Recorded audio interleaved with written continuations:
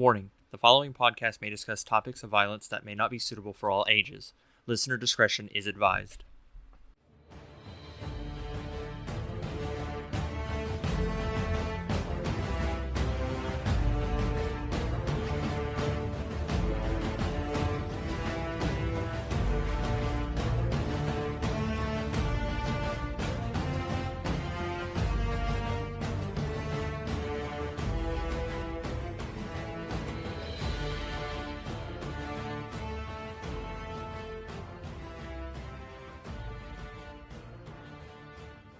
Hello and welcome back to Above and Beyond. As always, I'm your host, Philip Kesterson, and tonight is the second installment of the Q&A episode. And I have absolutely nothing for housekeeping, so we're just going to jump right into this. So, the first question that we have tonight is, why aren't World War I Germans treated the same as World War II Germans? Now, the way that I'm interpreting this question is it's being asked, why are World War II Germans called monsters and Nazis and blah blah blah blah blah, and then World War I Germans, they're not treated to that extent. Well, the thing about it is that World War I Germans, that was an entirely different Germany. Like, the German Empire, on the onset of World War One, they did have the same ideology that World War II Germans did. Because, see, when you look at World War II, today when you look at World War II, it's really easy to be like, well, here's the clear good guys, here's the clear bad guys. But World War One was tricky. In past episodes, I have gone into detail of the beginning of World War One and how it started. I'm not going to get into that tonight, but what I will say is, at the onset of World War One, you can't really tell where the bad guy was, because there wasn't one.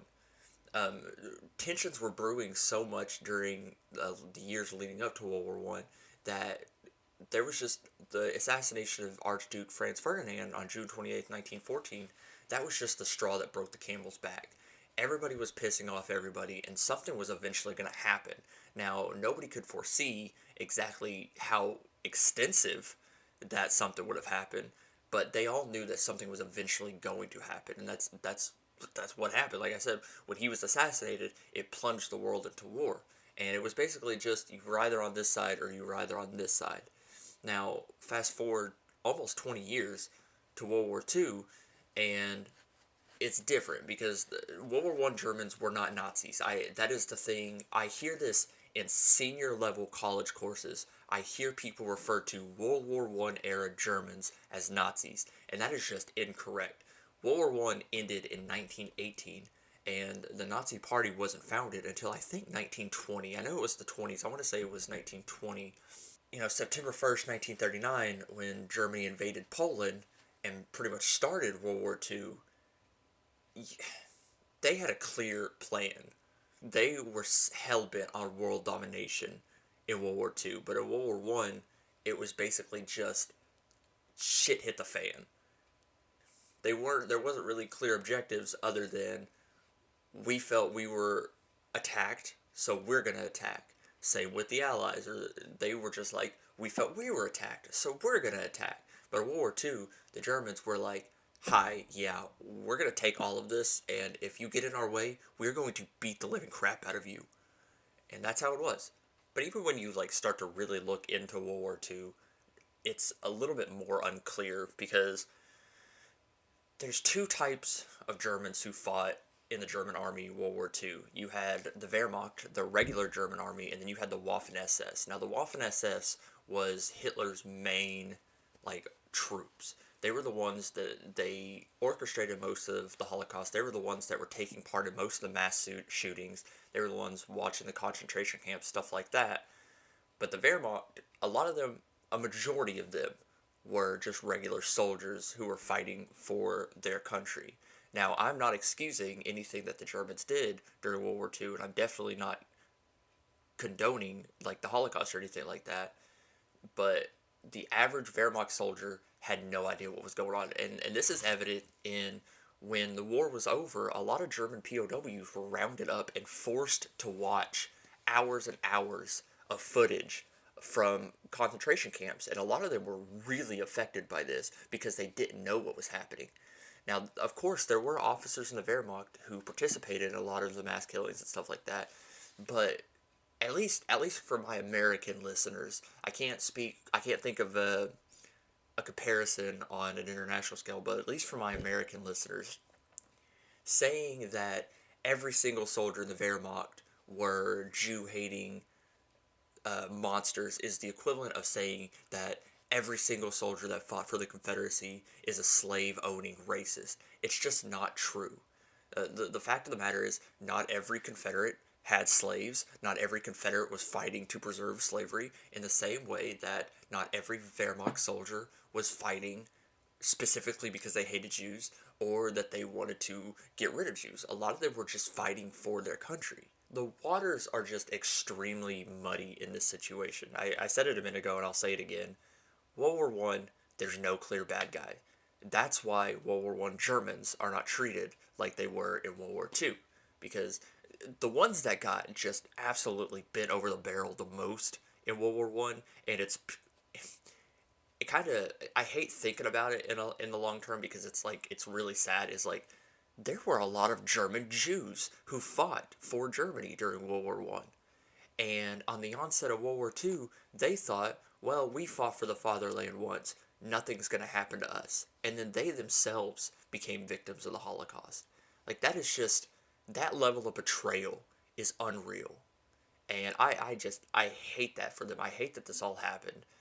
But it happened, and there's really nothing we can do to change it.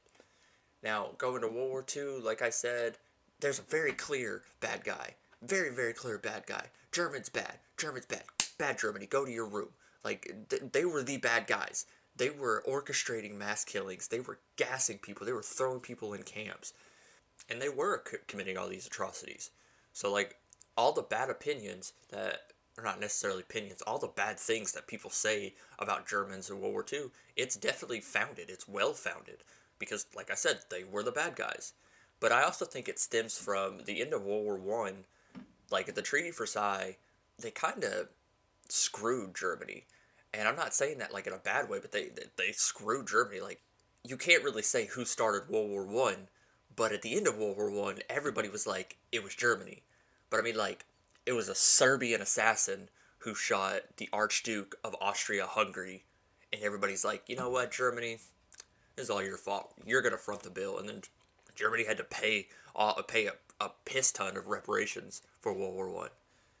But I hope that answered the question. I know that was very confusing, but I hope that answered the question.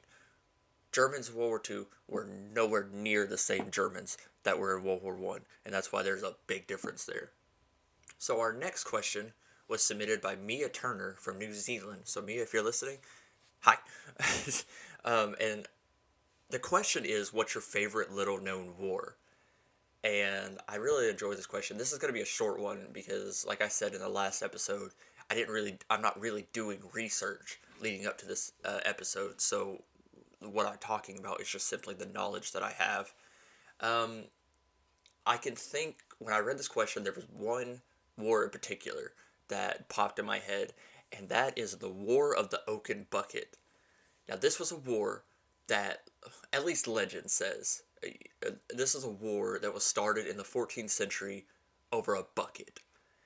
And it was fought in northern Italy, I believe. Northern Italy. So it was fought in Italy. I know for a fact it was fought in Italy, and it was between two like warring nations. I think it was like Medina. It was Medina and another country. I cannot think of it. It started with a B. And basically, some Medina soldiers were moving through other this other part of Italy, and there was a well in a bucket in a well, and they were like, I'm gonna take this as a trophy. And then they took it. And then when the place that they were at, when they found out about it, they were like, where's our bucket? I want our bucket back. And then boom, you had a war. And it was like, it was ridiculous. I can't remember the exact numbers, but I know like a good amount of people died in this. Like, it was in the thousands maybe that people died from this over a bucket. And it's like, a lot of people kick the bucket over stealing a bucket. You know what I mean? It's funny to me. I guess most people know about this other one I'm going to talk about, but it's an honorable mention because I think it'd be bad of me not to answer. Most people's favorite weird war, and Yeah, admittedly, it is one of my favorite just because it's ridiculous. Most people know about the Great Emu War of 1932. Basically, if you don't know what that was, this was fought in Australia in 1932, and basically the emu population. If you don't know what an emu is, think of a really pissed off ostrich all the time. That's basically what an emu is. Now, the emu population was just getting very, very large in Australia, and they were like destroying crops and stuff for farmers, and the farmers kept pleading, like, we have to do something about this. So there was a small force of soldiers who were sent out to they were literally sent out with machine guns to just get rid of these emus. And they lost. Like, technically the emus won. Like, they wouldn't stop coming, and they wouldn't, like, die. And they ended up winning, and the Australian government was just eventually like, we cannot do this anymore. Now, admittedly, I think it was only like 2-3 months long, but yeah, the Australian government was just like, this is ridiculous. We're not doing this anymore. Sorry, not sorry. Okay, so this next question. Good Lord, I love this next question. This is absolutely my favorite question I've been asked because it's very out there, but I love it. The question is, who would win, the Roman army at the height of their power versus the army of Mordor? And this was submitted by Elizabeth from England. Now, before I go any further, I just want to say, I know for a fact that this question was not submitted by the Queen of England, but it is hilarious of me to think, because this woman's name is Elizabeth from England, which, hi, by the way, welcome to the show. It is hilarious of me, or it's hilarious to me, to think that Elizabeth from England, Queen Elizabeth from England, is wanting to know who would win between the Roman army and the army of Mordor.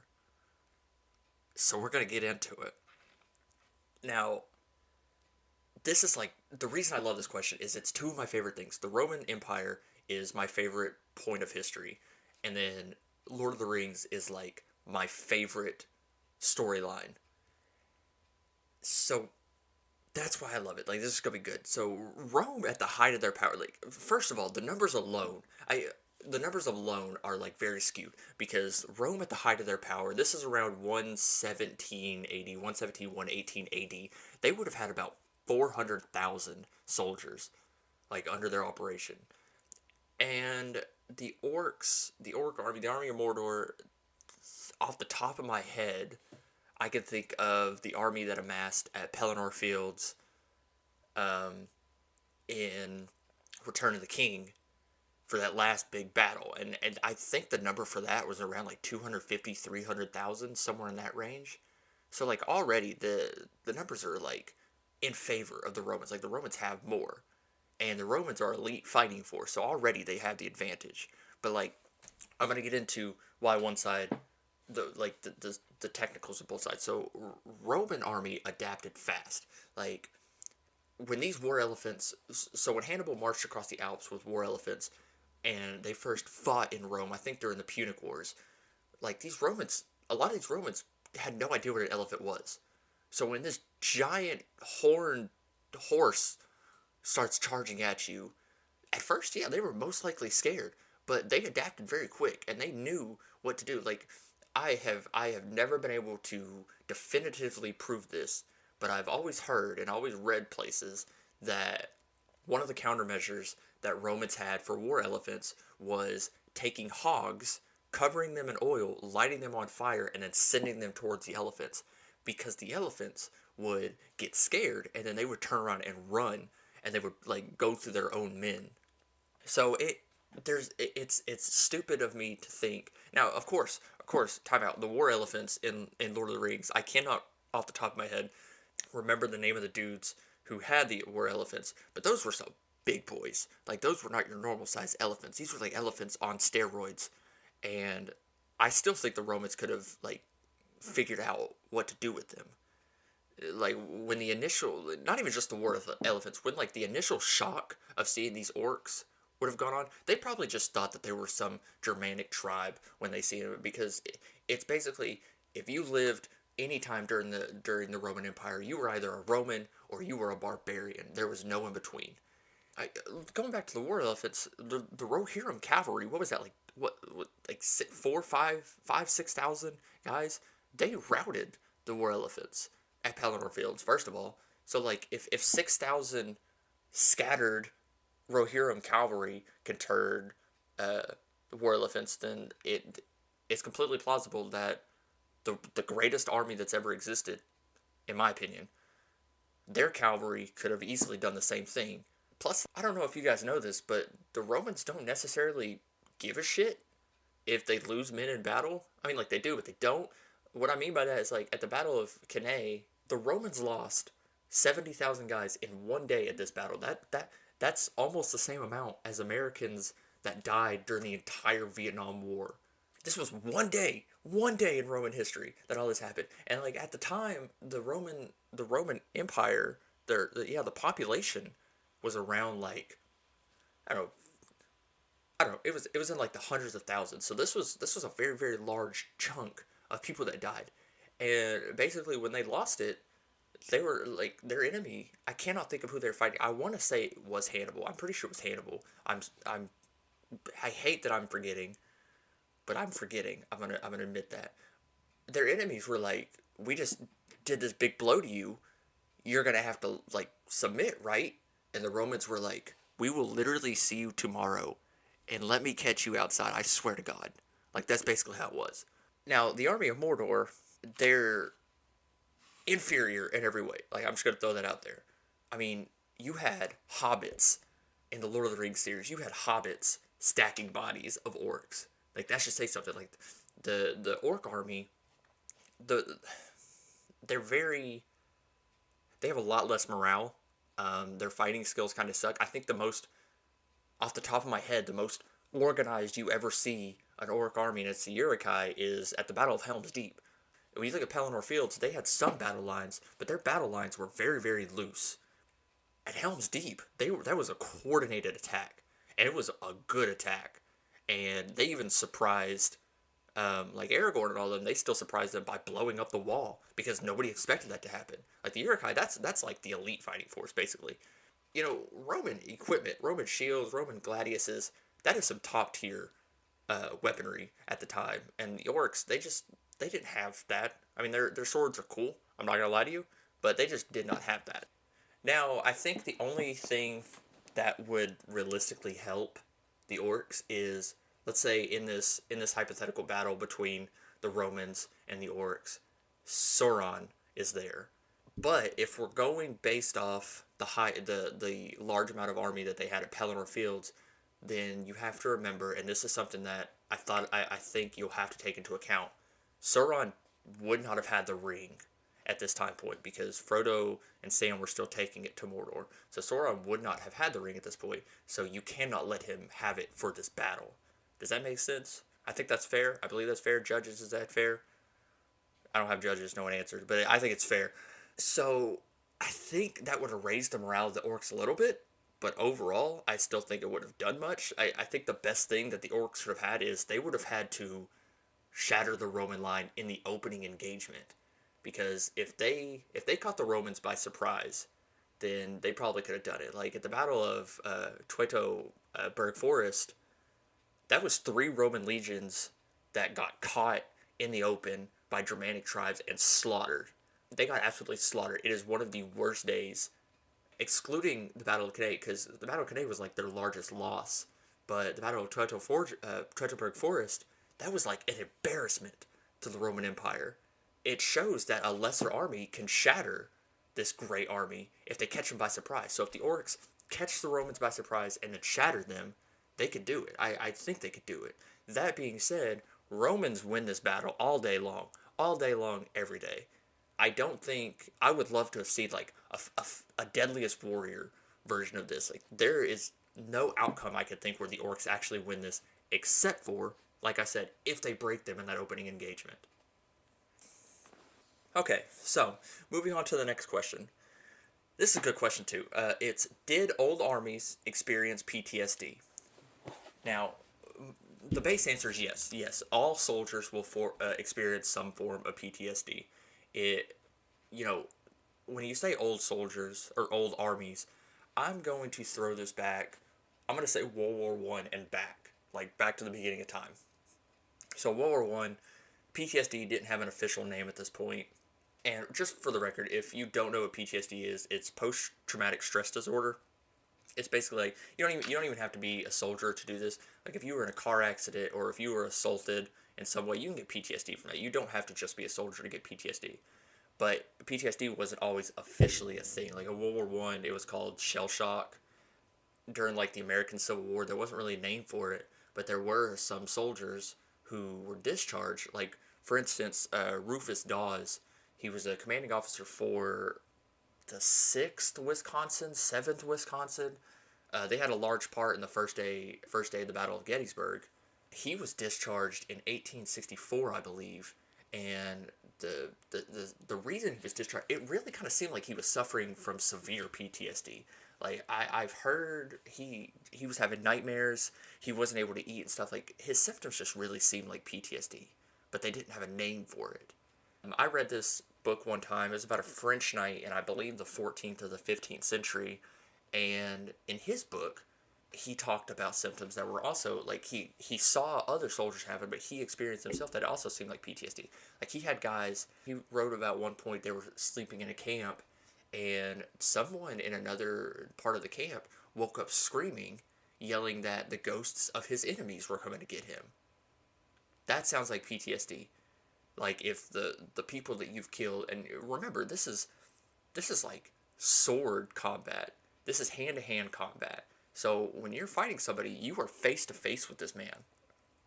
And I think PTSD prior to the invention of firearms is a version of PTSD that is unlike no other. Because I mean, like, look at today.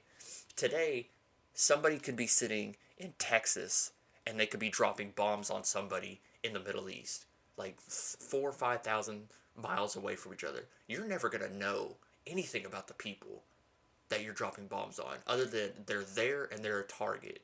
In the 13th century or the 14th century, where this French knight did, you were gonna see this man. You were probably gonna hear his voice. You were probably at some point you're gonna like feel his force against you. Like you're gonna fight him, and to take his life, it's ridiculous. Like going back to in the last episode, and if you missed it, the Stephan Westmann interview, he bayoneted that soldier. Like they fought for a minute, and he said he jumped in that trench, and that French soldier raised his bayonet up with him, and then it clicked with him. Stephan Westmann said it clicked with him that he was like, this guy is trying to kill me. I have to kill him first.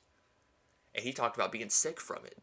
Like he later on, even in that interview, he says that he woke up in cold sweat sometime. That is PTSD.